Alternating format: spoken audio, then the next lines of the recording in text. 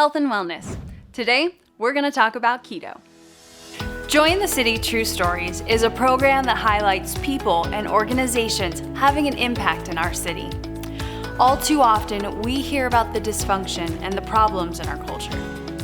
But we're coming from a different approach as we take a look at the good things going on right here in our community. I'm Lindsay Irvin, and you're about to see what God is doing in our city. This is the third episode of our health and wellness series. There's a lot of buzz about the keto diet right now. We'll address weight loss and health benefits, as well as some controversy concerning the eating habits. Today, we'll hear from several who have lengthy experiences with this diet in both health and weight loss. Okay, now as we start, we're going to talk about keto today. And I want you to tell me, first of all, we have all experienced things with keto in the manner of weight loss. So let's just start right off the bat by telling me how much weight you've lost and about how long it took you to get there. Well, I've lost a little over 30, and I think I'm in between the 4 and 5 month mark right now. How about you, Rick? 5 months, 80 pounds. 80 pounds. And Daryl? I'm in my 33rd week and I've lost a little over 70 pounds. Myself personally have lost about 50 pounds. So the concept of weight loss is evident, but there's a lot of diets, there's a lot of different things people do and they claim weight loss. So let's talk a little bit about what is keto, what is different about keto that has allowed you all to lose so much weight. What has been different than other diets you've experienced?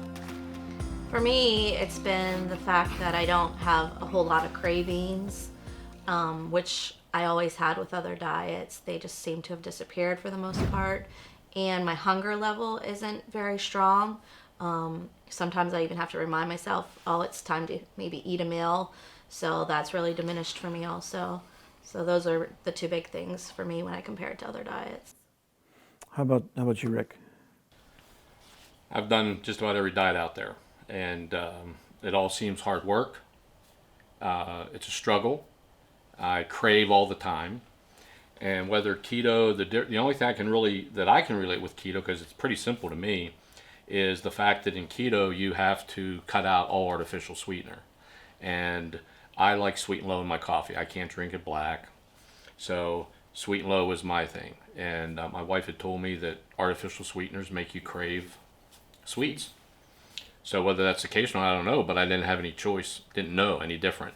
When keto came along, and my son had given me the brochure a little bit on it, counting carbs, I had to wipe out all artificial sweetener, except stevia and erythritol.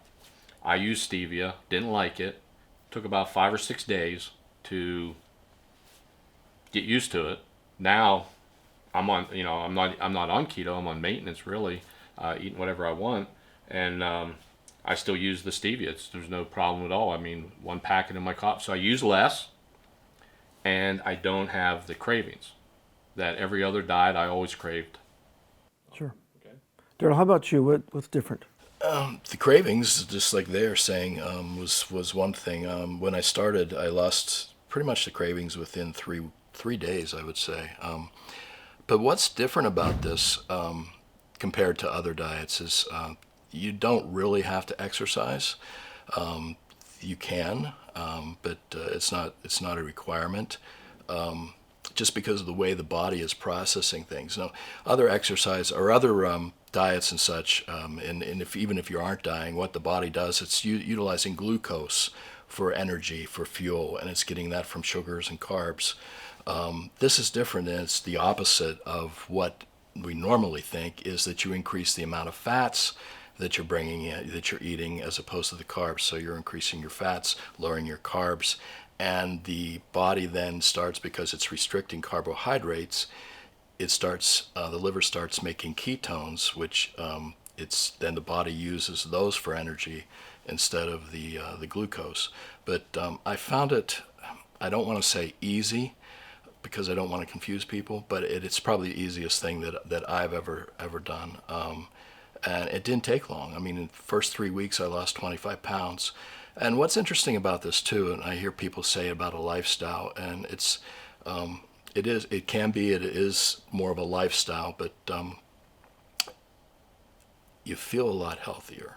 And that's the biggest difference. It's like the weight loss is the secondary aspect of it, where I just feel so much better, thinking clearly, less stress, sleeping better at night.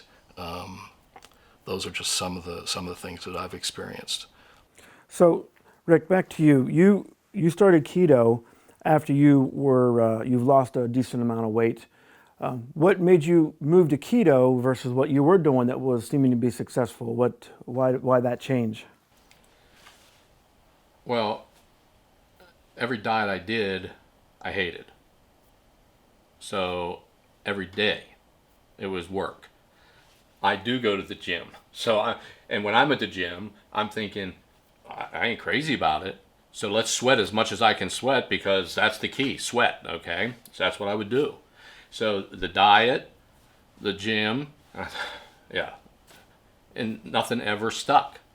When I originally started this, before keto, my goal was 100 pounds. That was 4 years ago. By the time I started keto, and when my son told me about it and said, okay, here's all you do. I'm simple. I still have the picture that he sent me on the phone. You can eat from these. You can't eat from these at all, and you can eat some of this once in a while. But keep your carbs at 20. Okay, I'm going to keep mine at 10. It wasn't a struggle. I kept it at 10. And most people, I don't even know if this is all true, okay? This is what I've been being told, is the fact that, as Daryl said about the carbs, what we burn, the average American might need 150 carbs a day. Oh, more. Okay, but we're eating way over that.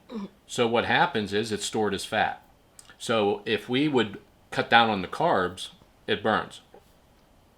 That's all I did then. I said, okay, I'm going to stay at 10 carbs. That way it's not coming into my body. They've got to figure out something else to burn. Okay, and that's what and if you're not craving anything, it doesn't feel like a diet. When you can look in the mirror and see your stomach shrinking, I wish I could have filmed it, okay? Because it was just that crazy to me, saying, how can this be every Sunday? I look in the mirror and see that, man, your stomach's getting smaller, and you can actually see it. That was crazy to me. How was it to cut out potatoes and chips and pastas and all that kind of stuff? How challenging was that to be able to cut that out?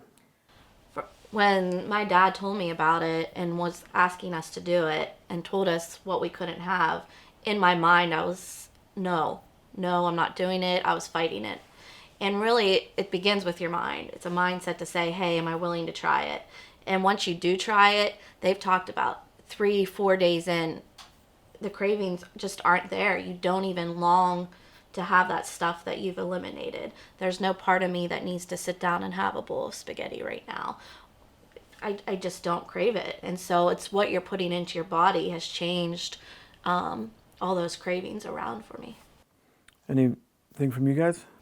I love mashed potatoes. That was tough. Eliminating the potatoes was tough. I actually use that as a cheat when I do cheat, and I typically cheat maybe once a month.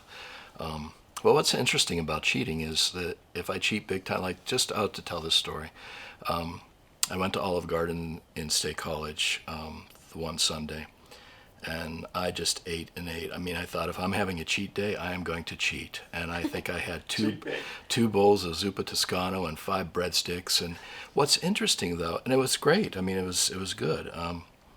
But what's interesting is that within 24 hours, I was back in ketosis. So it's interesting that your body gets used to being in ketosis, that you can, if you do cheat, you can throw yourself back. So let's talk about that, Daryl. What's the benefit? Why do you need to be in ketosis? It's interesting because I think this is the way pretty much everybody ate up until the 1960s. If you look at the history of it, there was a doctor by the name of Ansel Keys who was doing a study, and he was against saturated fats. And he was thinking that saturated fats was the cause of all health problems, especially heart disease, that type of thing. So he did this study, and did it in actually 22 different countries, collected this data, and determined from his study that saturated fats are bad for you. And prior to that time, eating fats, meats, that type of thing. That was part of the typical diet of Americans, pretty much, a lot of the world.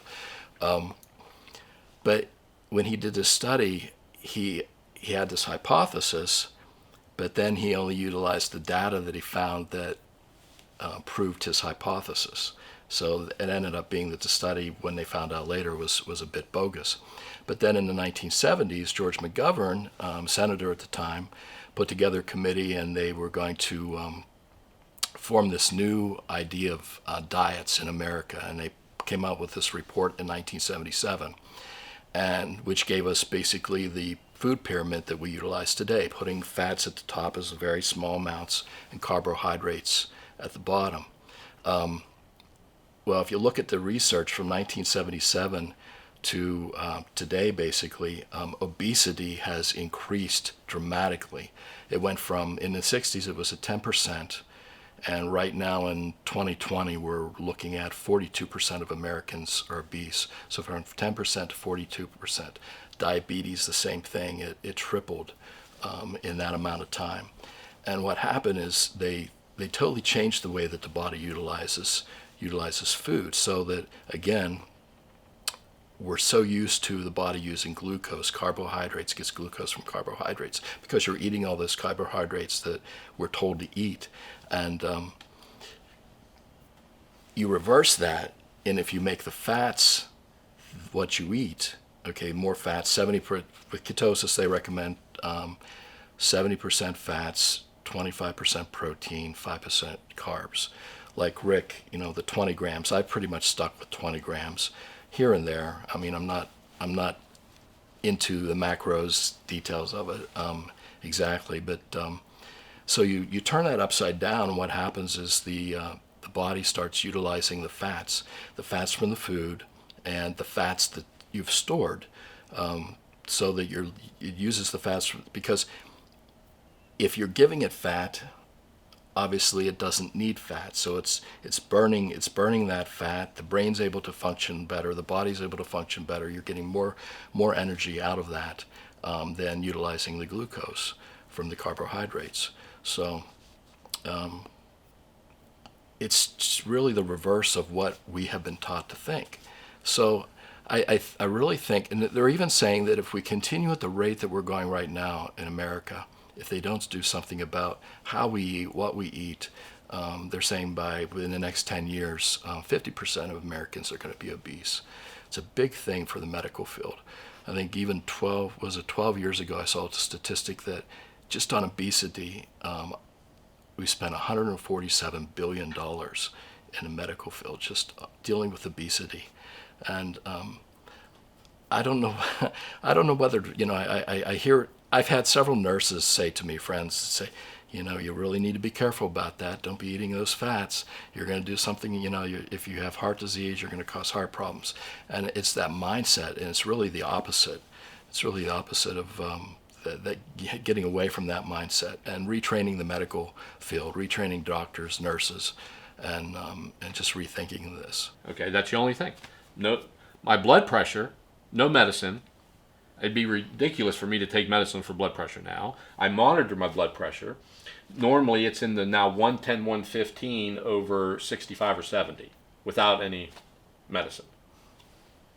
Okay. So what I really like about it, because I hear the same thing about how bad this is and that, I'm thinking, well, wait a minute.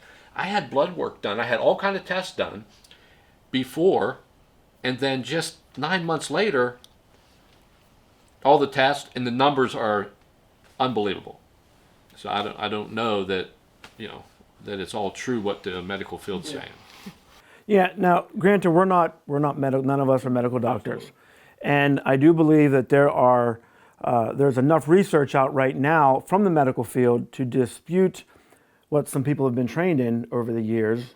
So you sometimes have to know. For me personally, I think I was about 35 pounds down whenever I went to the doctor. And it was interesting, when I went to the doctor, he told me that there was an alert came up on his screen, because I've been, even in doing some workouts and some diets over the years, my numbers just fluctuate just a little bit. But things changed so radically, not just my weight, but my different medical numbers went down so significantly, it had actually flashed an alert on his computer. So as we discussed it, he's looking at all this stuff and he says, because of what I'm doing, I can get off of this medicine, I can get off that medicine, this medicine. There's one that he's kept me on, and he thinks by the time I see him, actually I go this Friday, he thinks by the time I see him that I'll be taken off of that as well. So it's interesting that there's a lot of speculation, controversy even over some things from the medical field of, well, you got to be careful of this, and you got to elevate this, and I've heard that from a variety of people. Kelly, you have type 2 diabetes. What have you found in this research, in this realm concerning that? Being a type 2, I met with an endocrinologist to go over my diet and what I should be eating and things like that. And her recommendation was that I should be around 130 to 150 carbs a day.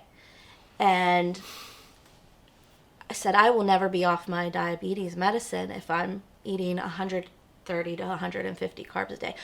That's fine. That's what you need to be eating. This is what you need to have in your diet. And she was showing me the things that I should be eating, and I was just in shock that she wasn't trying to help me get off my medicine. She didn't care that I stayed on it. And they weren't working with me as far as what medicine would be best for me to even be on. They put me on a medicine that actually had me start gaining weight while I'm trying to lose. So what I found is you need to be an advocate for yourself and really look into what will work best for your body. I'm not saying that some people don't need to be on a type of medicine for a while, but be an advocate and look which medicine's going to work best for my body and help me the most. And so I looked into that and researched, and now I found one that's working for me. And I'm staying between, I actually do probably 30 to 50, probably on the higher end 50 carbs, just because what they recommended 130, I didn't want to drop so low, but I honestly do think I could probably do the 20 and be fine with that. But I stay around 50. And the last time I was at the doctor's, he said if this was your first visit here with me, I would not be putting you on any diabetic medicine. And I said, well, I'd like to keep on it for a little bit longer, because honestly, the research I've done, numbers should be lower than what I'm seeing right now. But my number, my A1C was, I think it was 7.7 the last time he had checked it, and it went to 6.4, something like that. So it dropped significantly. And my fasting number was in the 200s, which if you know what a fasting number should be, it should be under 100. And so I was in the 200s. And then when he tested it again, I was running around 110. So that had also significantly dropped. And really it has to do with I've eliminated so much carb intake from my diet that my numbers are now improving. And so being a diabetic, you cannot do 130 to 150 carbs. You will always be a diabetic if you continue that way.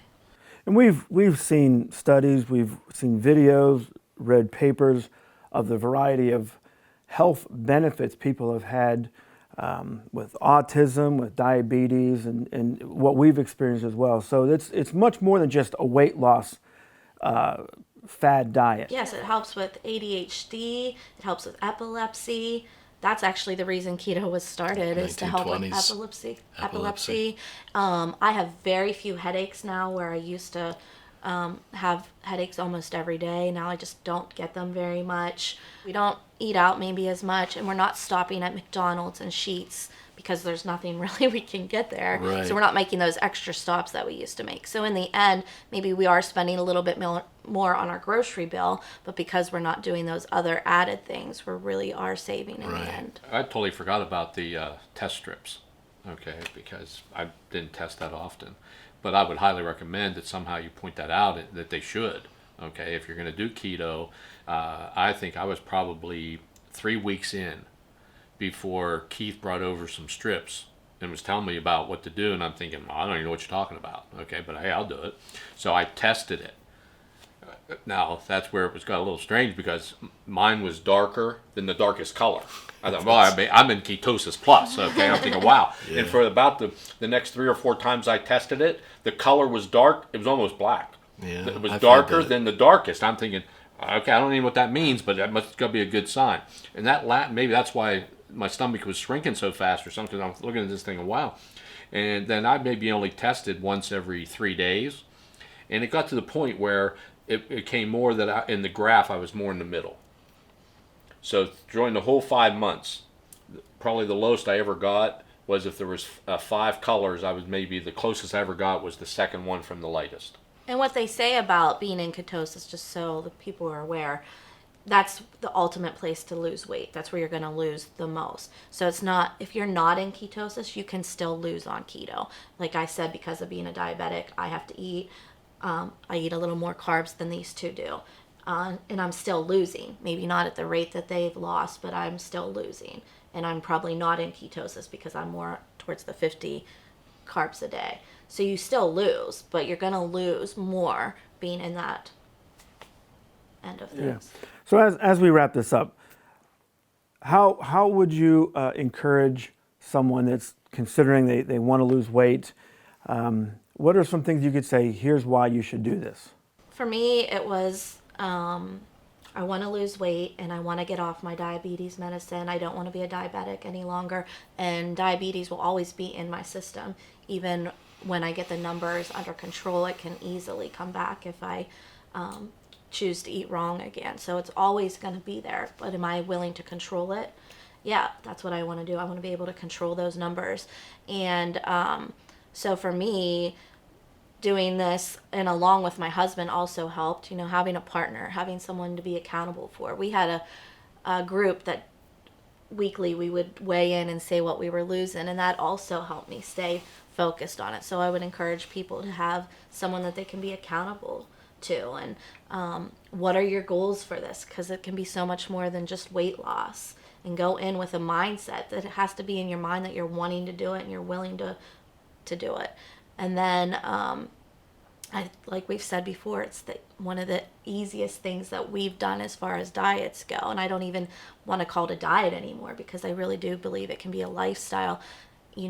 There's things that we've eliminated as far as we'll eat a hamburger without the bun now. And I said, even when I'm not doing keto, I feel like I can still continue to do that. I don't need the bun any longer. So there are things that I will continue to do when I'm in maintenance mode. Yes, I'll add some of the fruits and vegetables back that we've eliminated, but there's other things I can stay and continue with. And then another thing that I've really enjoyed, and I don't think these two have done this part of it, but I've tried many, many recipes and different things to see, what do I like? What can we have to compensate for maybe something that I'm not having right now? So I've tried desserts and soups and different meals, and I've enjoyed that part of it, just trying out different things. And some of them go in the trash, and some of them taste really good. Yep, very true. Rick, how about you? How would you encourage someone that's considering this?